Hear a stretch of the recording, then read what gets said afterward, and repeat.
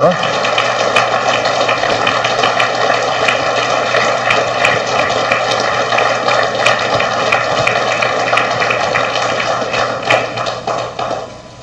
issue is not the election. The election is a battle in a war. It is not something unto itself. The result of this election in itself is a matter of indifference. It's a question of how the battle is won and lost, which is important. We have obviously two disasters running for president. Though one has a good constituency, that is, Obama has a very large constituency, which is important. It is sensitive to the lower 80% of family income brackets, as the top of the Obama campaign is not. It's on the other side. But the Hillary's campaign is significant, but the issue is that forces in Britain, with their stooges in the United States, have said that a Hillary Clinton election, even a nomination, would mean that Bill Clinton and Hillary Clinton would be in the White House. And this, the British Empire, such as it is, and its lackeys in Washington and elsewhere, are determined it shall not happen. And you're talking about methods such as assassination, if deemed necessary to prevent Hillary from becoming president. It was not just the Republicans who turned out en masse to vote for Obama in yesterday's Indiana and also North Carolina campaigns. That's what the margin was there. That's not the issue. That's part of the fraud. This was a gigantic fraud. I sat there at the television set and watched this thing coming down the last phases, and I saw something that from my nose I could see the stink all over the place. This election was totally fraudulent. Exactly how the fraud was exercised, we know one thing. There was a massive turnout of Republican related vote for Obama in Raleigh-Durham. In contrast to other cities in North Carolina, where the expected result was going along until the last minute, when a miracle occurred. Voters who had not yet been born were flooding the polls at the last minute of the polls. We've seen this sort of thing before. So the issue is not, but there's another issue here. There's also an issue of World War III. And World War III is between the British Empire, better known as the Anglo-Dutch liberal banking financial system on the one side, and the principal nations of Eurasia, Russia, China, India, and other nations are the targets of intended warfare by the British Empire, which is already turning Europe into continental Europe into a mere colony of the British Empire through the program of the Lisbon Treaty. If the Lisbon Treaty were adopted, and is being pushed for adoption now, there would not be a single nation on the continent of Europe west of Belarus and Russia which had any sovereignty whatsoever. The British Empire would control the entirety of that region of Europe, from Portugal to the borders of Belarus and Russia, as a puppet of the Anglo-Dutch liberal financial interests.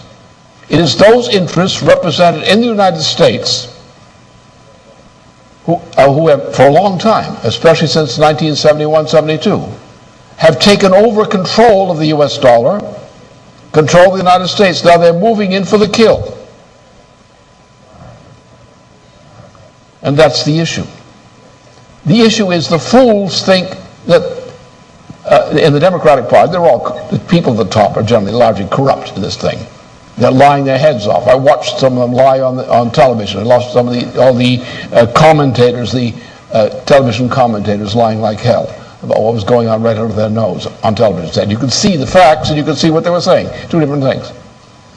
But you're looking at a war between an empire run by London, not necessarily all the British people, but it's by the Anglo-Dutch liberal financier cartel. The same cartel that put Mussolini into power in Italy, the same cartel that put Hitler into power in Germany. And we're now at the brink of something like a Hitler power taking over the United States. If they grab the United States, then they will grab all of Europe under the Lisbon Treaty. If they control the United States and the parts of Europe under the Lisbon Treaty, then you will have an actual fighting war emerging on this planet against the continent of Africa and much of the continent of Asia and other places. You will have dictatorship. You will have mass starvation, the elimination of whole sections of the population of parts of the world through starvation. And that's part of the British program. It's the food war. We now have a situation which I'll get into on the background. But that's the situation. We're not dealing with an election. We're dealing with whether there is in the United States, in the top layers of society, the moral fitness to survive. And so far the vote is in the leadership of the Democratic Party and the Republican Party, neither is morally fit to survive. They're as unmorally fit to survive as the people who backed Mussolini and backed Hitler back in the 1920s and the 1930s. And if we allow this to happen, we will get the same kind of treatment that the victims of Mussolini, Hitler, and so forth suffered. That's where we stand. We have to win this war against that evil empire. That's been the long-standing fight. For me, it's a long-standing fight ever since I've had service in Asia, toward the end of the last World War, where I was in northern Burma, now called Myanmar, and in Calcutta area, in Bengal. And I saw the British Empire face up in those circumstances and elsewhere. I know the British Empire. Truman was a victim of the British Empire. Look at there's just a case of this thing. Franklin Roosevelt's intention at the close of World War II, before he died, his intention at that period, was to eliminate colonialism and all forms of imperialism for this planet.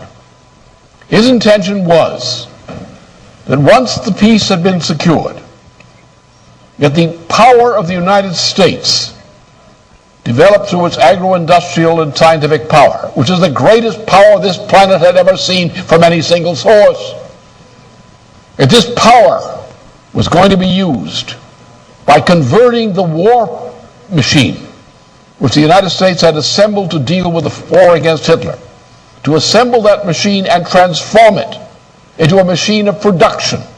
And as Roosevelt spelled out specifically, to take nations and continents like Africa, the colonial nations of the world, and free them, not only by giving them political freedom, but by giving them economic assistance and technology to solve their problems, where they could emerge from being colonies and prey to being essentially self-determining.